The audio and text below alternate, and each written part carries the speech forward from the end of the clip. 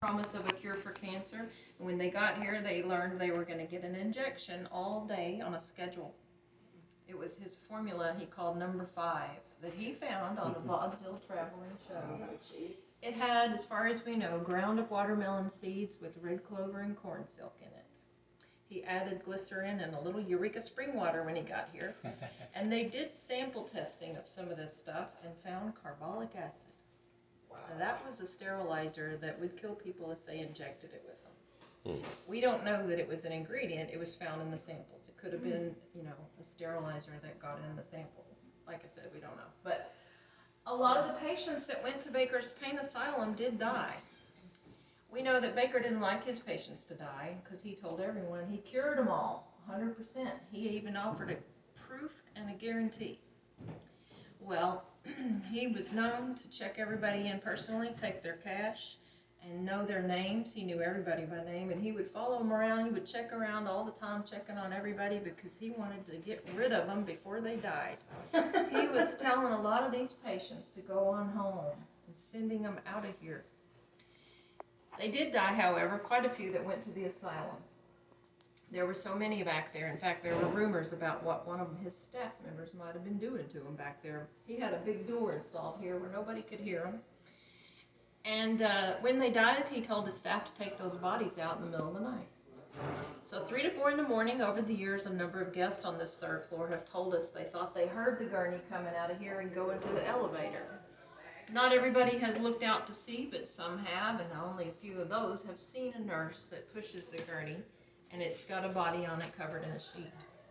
Many have heard it, though, and they say it sounds like it's heavy, it rolls on a hardwood floor, and it's got a squeaky wheel.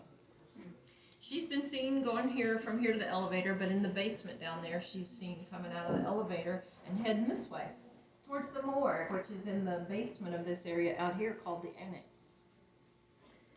Well, guess what that asylum is now?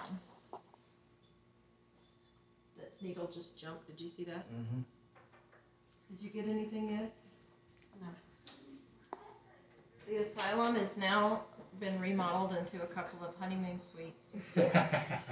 Nothing was back there but storage up until the very late 80s, and then they remodeled them into rooms because rooms are valuable. Space is valuable in a hotel, right?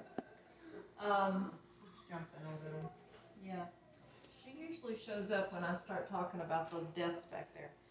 Anyway, this ghost, I think her message is, that Baker lured them in here with a lie. He didn't give them what they needed, and he killed them. And I told her I would relay this to everybody, how horrible it was. I have asked her to quit messing with people, though, and she did it 3 more times that I know of since I told her not to. Anyway, the suites back there are 3,500 and 3,600, and there is a ghost that we have captured on film. I got a beep there. Did y'all hear that? Mm-hmm. I don't think it was my phone. This lady has been seen by guests standing at the end of the bed in 3,500 back there for a few years now. Very randomly, not very often. And we captured her, this couple did anyway, on real film about 26 or 7 years ago. They drove the picture straight over here because they were so excited. You see, she's on the TV, and she's upside down on a TV that's not turned on. So the guest in red is just disguised. So this is her flipped over and blown up for you. Who she is, we don't know. We can't tell you she was one of those patients.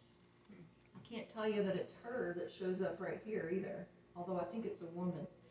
Sometimes when it beeps, I've asked her, is that you? And I ask her to light it up again if it is, and she never does. So I don't think it's her. Could be a man too. I don't know why. I just think it's a woman. Everybody feeling okay? I get a little nervous here, honestly. I've taken chances a few times, though, and I have talked to her a few more times, but I think talking to her is what got me sick that night. She wanted me to know. Let's get out of here. Thank you for volunteering. Take a few more pictures, and let's get on down to the 2nd floor where Brett wants.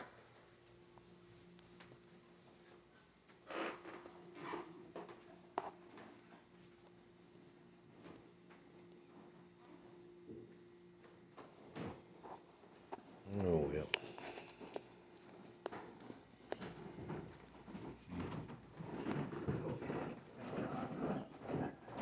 cute when I get on my draw.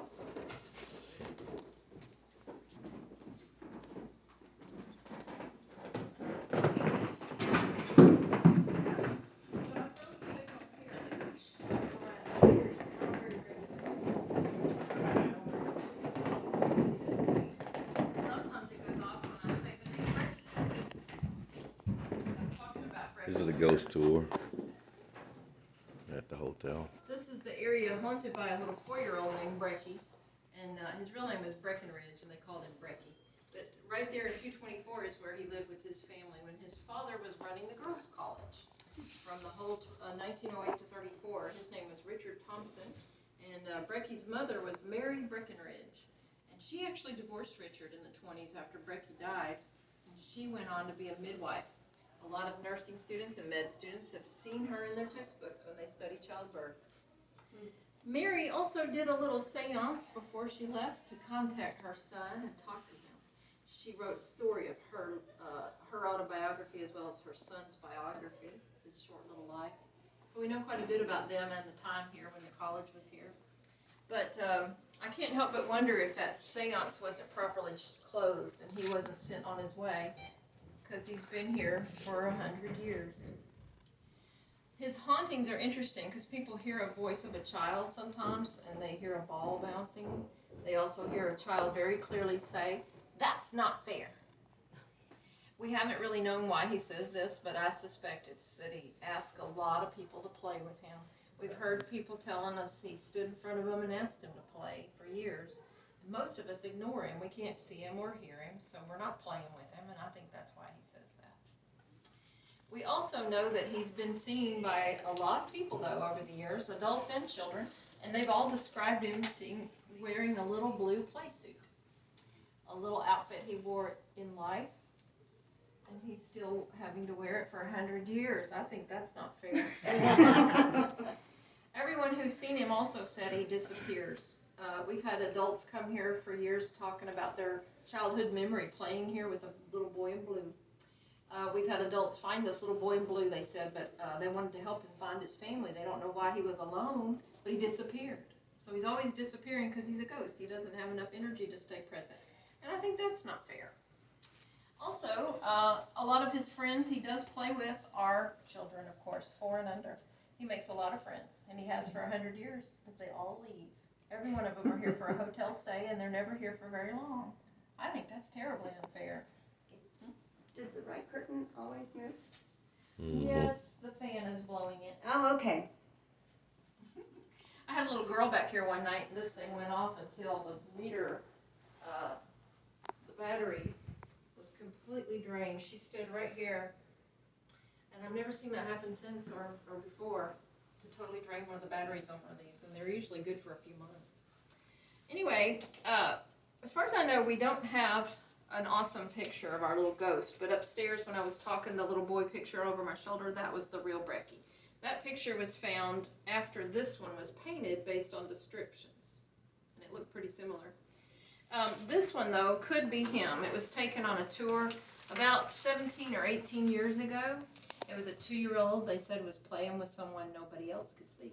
They thought he was adorable, so they snapped a picture, and they got a little blue ghost in front of their 2-year-old. And if you look carefully, and the digital version was easier to see, it kind of looks like he's wearing shorts. Mm-hmm. Now, we have other children here I'm going to tell you about, and when they capture them, they often are blue. So it's really hard to say that is Brecky. I can't prove it, but I like to think it could be. Now, Brecky's name was his nickname, I told you, but have y'all ever met anyone that goes by Brecky or is named Brecky?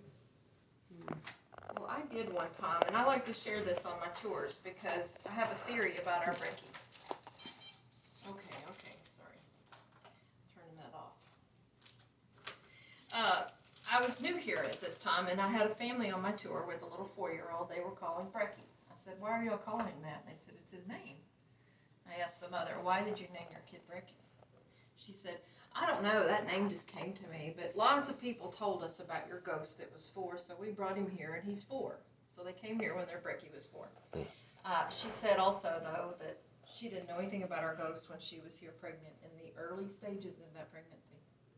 I thought, this is too good to be true. Everybody take his picture. So they did, and that night we got to this hallway, and I asked him to say it's not fair, and he did, and everybody got orbs. Y'all know what orbs are, right? They're little bubbles, and they move. And that night, I mean, I saw them on the phones, and I couldn't count them. There were so many, and we don't see them like that. I didn't know at that time because I was new, but that's not at all normal. And it made me think this little guy was recognized by all the other ghosts here. Is it possible that little guy got a chance to leave, and now he's growing up in Oklahoma with the same name? I kind of feel that way, actually, because about 11 years ago is when that woman would have been here in the early stages of her pregnancy.